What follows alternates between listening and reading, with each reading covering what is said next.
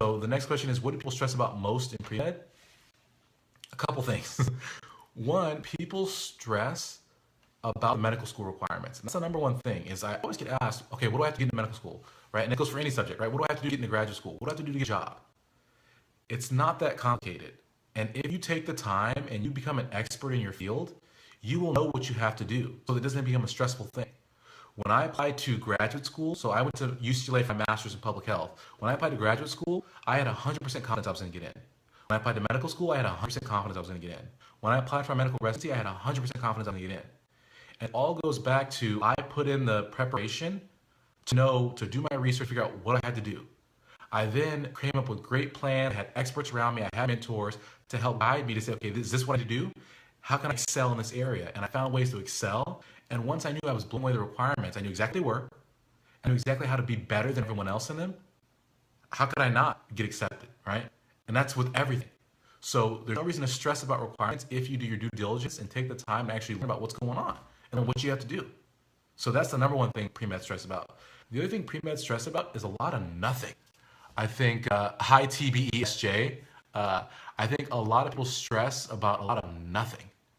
Oh my gosh, I have this test coming up. It's going to be so impossible. And you get so worked up and so stressed about the test that you forget to actually study for this, or it impairs your studying ability. It impairs your ability to perform on the test, right? So instead of stressing about it, just realize, listen, I have a test. Either I'm going to do well or I'm not going to do well.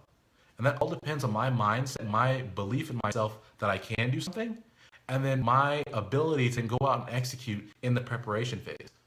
So if you're not a pre-med, right, get out there and grind. If you put in the work, what is there to stress about, right? But if you're so preoccupied about the test that you don't put the work in, you're gonna do bad, and then it becomes a recurring cycle, right? Where it's like, I worried about the test, I didn't do well just like I expected, so then the next time you expect to do just as poorly. And then it's this revolving cycle of I think poorly, I perform poorly, and now you're this awful test taker, right? Which people say. But no one's an awful test taker. And I constantly say this to students, and this is super important to any type of student. There is no such thing as being a bad test taker. Being a bad test taker is a symptom, not the disease, right? So let me explain that, right? You may have a cold. That's a disease. That's a diagnosis, right? The runny nose is the symptom. So you don't treat the runny nose, you treat the cold. It's the same way with test anxiety or bad test taking. You're a bad test taker not because you're a bad test taker. It's because you are a poor studier. You are a poor preparer for the test, right? It's like if you put in the work up front and you're studying and you come in 100% prepared for the test, how could you not do well on the test, right? But if you didn't study hard enough, right? If you don't know stuff well enough, then you get to the test and it's a big confusing jumble. Of course you're going to perform poorly. You're going to feel anxious. You're going to do bad.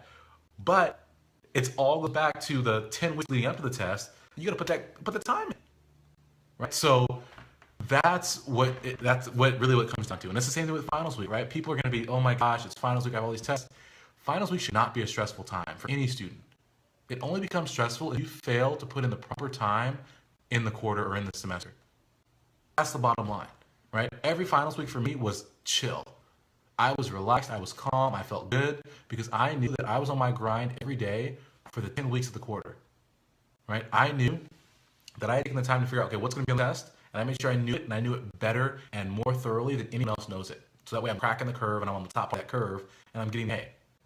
But if you didn't take the time to do that, and then now it's finals week and you want to stress about it, I don't have any sympathy for you. And I meet with students all the time, like, oh, my finals week, I'm so stressed out. I don't have any sympathy if you're stressed finals week because you should have put in the time before.